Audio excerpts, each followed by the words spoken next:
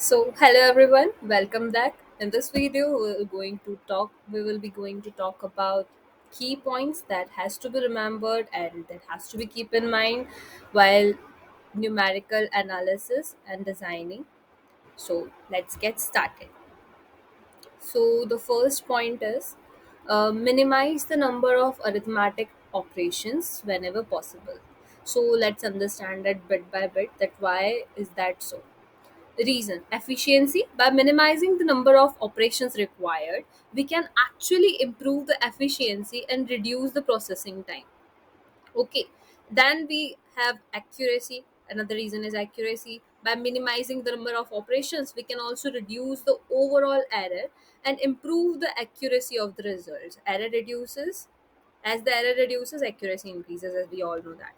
And robustness. Arithmetic operations can also lead to the numerical stability and divergence, especially when dealing with large or smaller values, very large or very small values.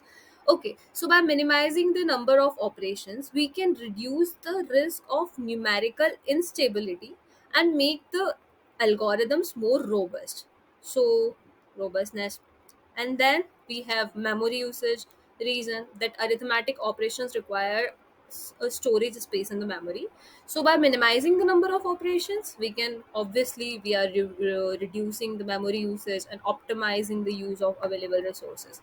So overall, we can say that minimizing the number of arithmetic operations can lead to be more efficient and accurate and robust algorithms with the lower memory requirements.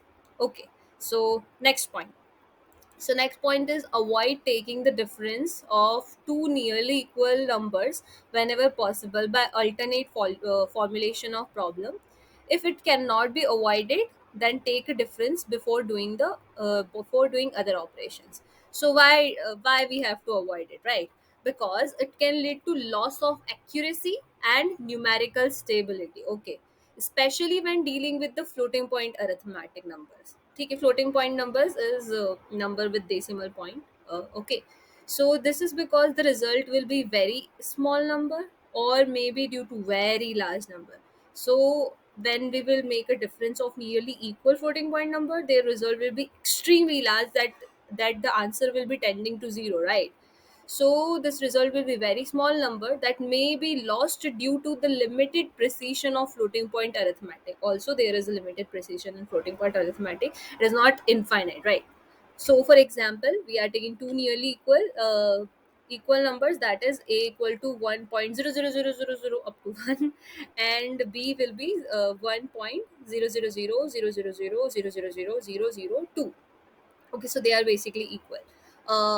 Pretty much they are equal, nearly equal.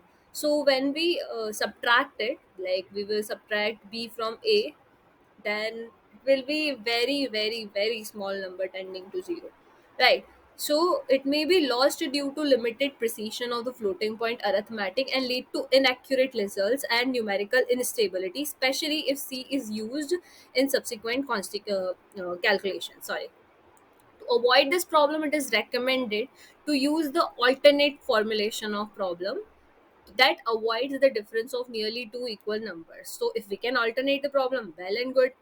Or this can involve algebraic manipulation, reordering of the calculation to reduce the sensitivity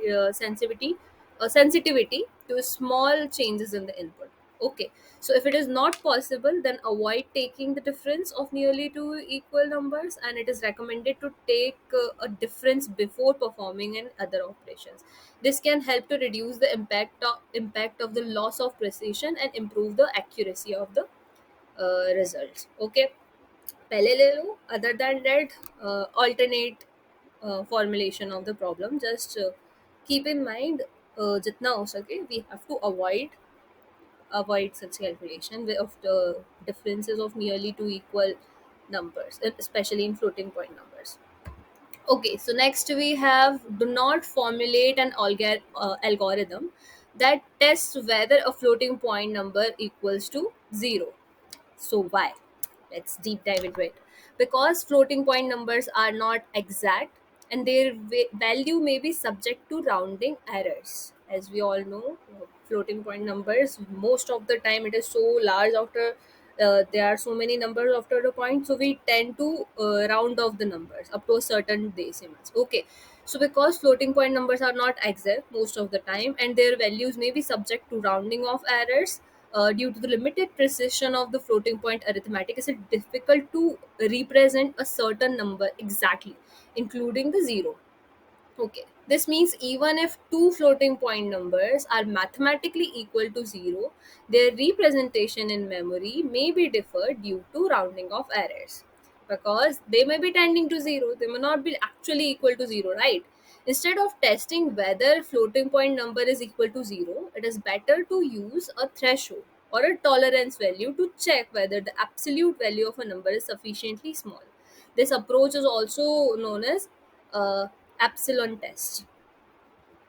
Okay, so here is an example of epsilon test algorithm in pseudocode. Then we have a function that is zero, and we have taken parameters x and epsilon, and then we will return absolute value of x is less than epsilon.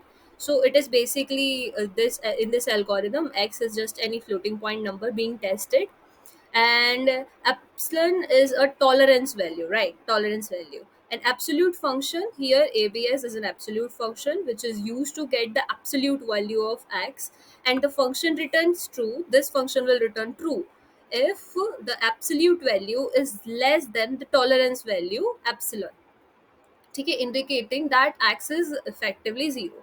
Using the epsilon test, we can handle the floating point numbers more accurately and robustly than testing for exact equity to zero. Next, we have ill conditioning of problem is normally due to improper formulation and can be eliminated by carefully reforming the problem. A practical way, if detected, suspected ill conditioning is to alter the parameters by small amounts and observe their effect to on the solution. So basically, whatever statements we are getting here, it is statement and reason whether the statement is correct or not, and if it is correct, what is the reason of this correct. So these are just the key points which we have to keep in mind. So why ill conditioned problems is normally due to what are ill conditions problem, why they are created. It is normally due to the improper formulation and can be eliminated carefully by reforming the problem. So whatever this above statement we have, it is not fully correct, it is partially true. Ill conditioning of the problem can be due to improper formulation, but it can also be due to nature of problem itself. Maybe there is improper formulation, that's why it is happening, and after the proper formulation of the problem, we can avoid ill conditioning problems. But sometimes the nature of problem itself creates ill conditioning of the problem. Ill conditioning means that small change in an input or a parameters of a problem can lead to large changes in output of the solution. For example, there is a floating point number, and you just change that floating point number to its equivalent, which is nearly equal, and into another number which is it's nearly equal to that previous number. Suppose one number is 1.00000001 and other one is 1.00002. So they are nearly equal number, right? But even this slightest change will lead to very large changes in output, very large changes, like drastic changes in output. So these are termed as ill conditioning of problems. Right. So it's not always due to improper formation, it can be due to the nature of problem and makes the problem difficult to solve accurately and can lead to numerical instability. As we all know, there is large change in output. One way to detect and suspect ill conditioning is to indeed to alter the parameters by small amounts and observe their effect on the solution, like I recently just explained. This is known as sensitivity analysis to determine whether the problem is well conditioned or ill conditioned. So basically, just change the parameter with the slightest amount. If there is a drastic change in the output, then it means it is ill conditioned. If the solution is highly sensitive to the small changes in the input, the problem is likely to be ill conditioned. However, simply altering the parameters by a small amount may not always be enough to eliminate the ill conditioning.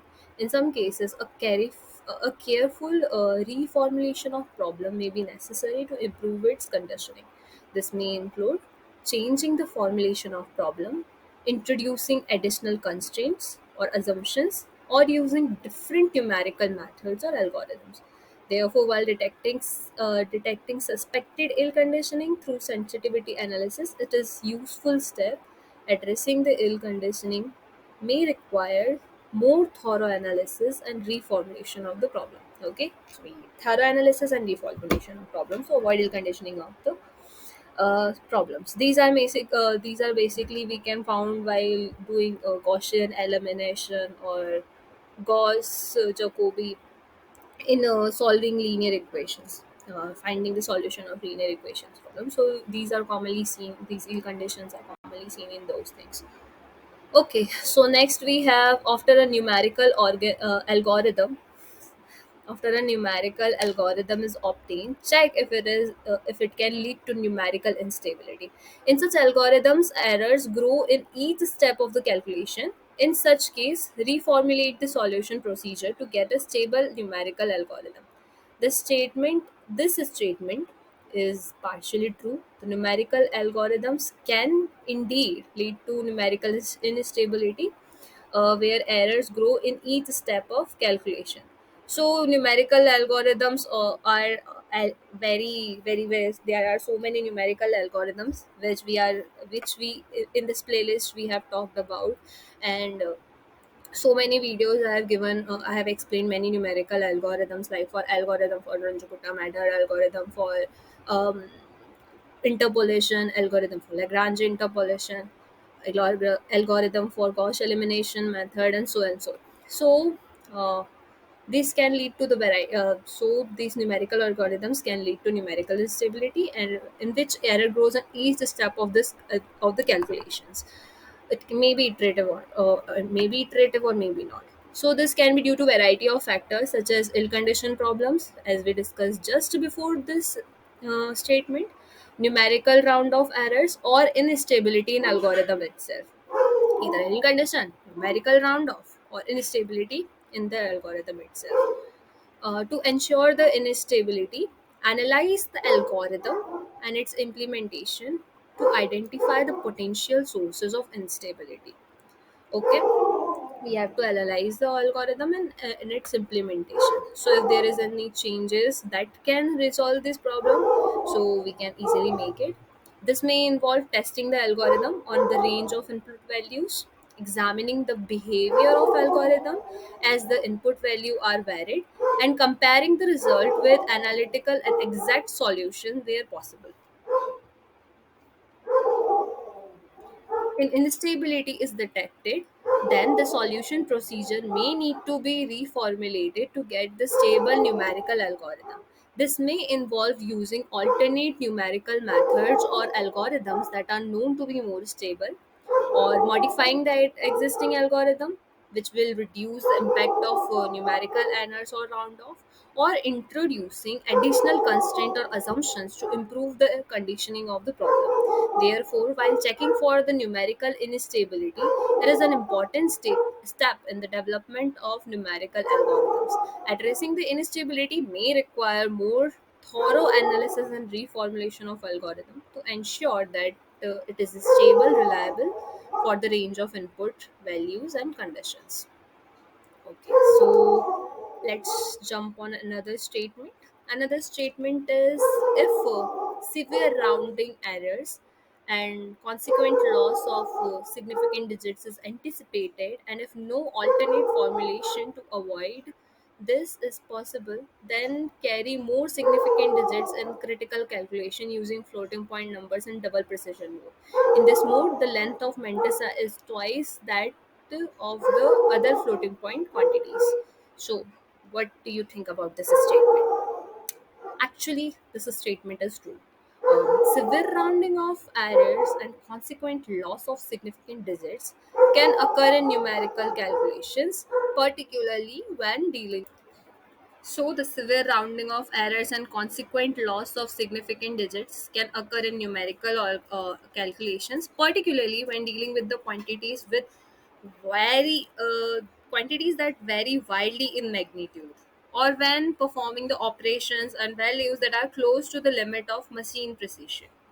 In such cases, if no alternate formulation is possible to avoid the loss of precision, carry more significant digits in critical calculation. More significant digits are digits after the significant digits are the digits after the point in a critical calculation and can help to minimize the impact of rounding off errors. One way to achieve this is by using the floating point numbers in double precision mode. Uh, it is one way to achieve double precision. We have to use double precision mode while using the floating point number, which can increase the precision of critical calculation and reduce the rounding of errors to affect the accuracy of the final results. Okay. So, however, it is important to note that increasing in the precision of calculation can also increase the computational cost and memory requirements on that algorithm. Therefore, it is important to carefully balance the need of precision against the computational resources available and consider the alternate methods or formulation where possible to reduce the impact of rounding off error on a final result. Okay, so the thing is, with the increase in precision, as we all know, computational cost will be increased, memory requirement also will be increased. So we have to balance these things, right? We have to balance the need of precision against the computational resources available. We have to take care of about our computer resources also, and we have to take care about our solution to the problem also, about the implementation, about the algorithm, about computational analysis, right? So this is it. Let's jump on another statement. Another statement is double precision requires large memory space and slow down the calculation. Is it? What do you think? Yes, as we can already see here, what would you think? It is true. The statement is partially, but it is partially true. It's not actually completely true. It is a partially true. So double precision requires more memory space, but obvious than this standard single precision, as each double floating point number requires 64 bits. 64 bits, which is equal to 8 bytes of the memory, compared to the 32 bits, that is 4 bytes. So here it is 64 bits in double precision, and which is obviously more than 32 bits or 4 bytes for a single precision number. Okay. So, however, whether or not double precision slow down the calculation depends upon specific context and computational requirement of the algorithm. It is more specifically depends on the context or computational requirements. If it is very complex algorithm or very complex calculation are to be made, then it will be very it will be time taking or space taking or very computationally complex, right? So in some cases, double precision may be necessary to achieve the desired level of accuracy or to avoid the numerical instability caused by the rounding of errors. In this situation, the benefit of increased precision may be outweigh the additional memory requirement and computational cost. As we can see, we have to balance it and we have to see the priority. What is our priority? Is it desired level of accuracy? The accuracy is our priority, or computational requirement or computational cost is our priority, or the memory requirement is a priority. So we have to think about priority while deciding about double precision or judging double precision or single precision. It totally depends upon the requirement. So, while in other cases where lower precision is sufficient, or where the computational requirements available are limited, it may be more efficient to use single precision floating point number or to consider the alternative methods of formulation that reduce the impact of rounding errors on the final result. Depends, like I said, depends upon the requirement. Ultimately, the choice of precision of the numerical algorithm should be based on careful consideration of trade-offs between accuracy, computational efficiency, memory requirements, and taking into account specific context and goals of the problem being solved. Goals, right? Okay, fine. So this is it. Now, our next statement. In third iteration of finding square root of 5 with starting point 7 using Newton-Raphson method, the relative error is 0.0013. So let's this solve this problem and check the statement is correct or not. So we need more information, such as the formula and previous approximation obtained. However, we can make a guess. So what we are assuming? We are assuming a formula used for finding the square root of 5 is x n plus 1 is equal to x n plus 1 is x n plus 1th term, right? X n plus 1 equal to 0.5 multiplied by x n. It is not x multiplied by n. Again, I am telling you it is x n, that is nth term of x, right? So xn plus 5 divided by xn, that is nth term, x nth term, where x is nth approximation and x n plus 1 is n plus 1th approximation, and we can estimate the value of x third iteration as follows. So first we will take 0. So when we take x is equal to 0, then x0 will be equal to will where we will get the answer as 7. When we will put 1, then we will get answer as 0.5 multiplied by 7 plus 5 by 7, and which will be equal to 3.07143. And solving further, putting x equal to 2, we will get 0.5 multiplied by 3.07143 plus 5 divided by 3.07143, which will be equal to 2.23862. Yeah, you can calculate it by yourself also. Use the calculator, okay? Now, assuming the relative error is defined as relative, what is relative error? How we will calculate relative error? So here it is a formula: relative error. We will take the mod of x n plus 1th term minus x n minus x nth term divided by x n plus 1th term, all in mod.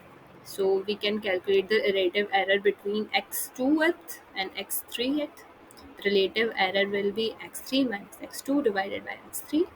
Then answer will be 0.0013. Then solving x3 in the above equation, we will get x3 minus x2 equal to 0.0013 multiplied by x3. So yeah, this statement is true. Hence proof is not best proved. It can be easily proved. Okay. So assuming that x3 is positive, we can simply use this statement as x3 minus x2 equal to 0.0013 multiplied by x3. Now substituting the values of x3 and x2 in that equation, we will get x3 minus 2.23862 equal to 0.0013 multiplied by x3. Solving x3, we will get x3 equal to 2.4119, which is further solution of that. Therefore, the third approximation of the square root of 5 using Newton-Raphson method with a starting point 7 and the relative error of 0.0013 is approximately 2.24119. Okay, so yes, our statement is true. Now, next statement. The iterative methods are compared on the following parameters: the rate of convergence, the amount of computational effort per iteration, and the sensitivity of the methods to be starting value and the intermediate value. So, yeah, it's correct. Iterative methods are often compared on these following parameters, as they are the main parameters for their comparison. So iterative methods are commonly compared based on these parameters. What is rate of convergence? We will talk about each one of it. Rate of convergence is about how quickly iterative methods converges the desired solution. Iterative methods, we will just put value and get the solution. When we will put and again we will put value, then we will get the solution. With the solution, we will again put the solution in the problem. Values of the solution in the problem, then we will get another solution, and we have the number of subsequent uh, iterations. So amount of computation efforts per iteration. So the faster the rate of conversions, the better is the method. Okay. Now second is the amount of computational effort per iteration. One iteration, how much computational effort will it take? It refers to the amount of computational required to obtain next approximation in iterative process. A method that requires less computational effort per iteration is more preferred. Like which method will take less computational effort. So yeah, in that way it is compared. Then the sensitivity of the method to starting value and the intermediate value. This refers to how sensitive the method is to initial guess and intermediate value used in the iterative process. A method that is less sensitive to initial guess and intermediate guess is more preferred. Okay, thank you. Okay, so let's find out.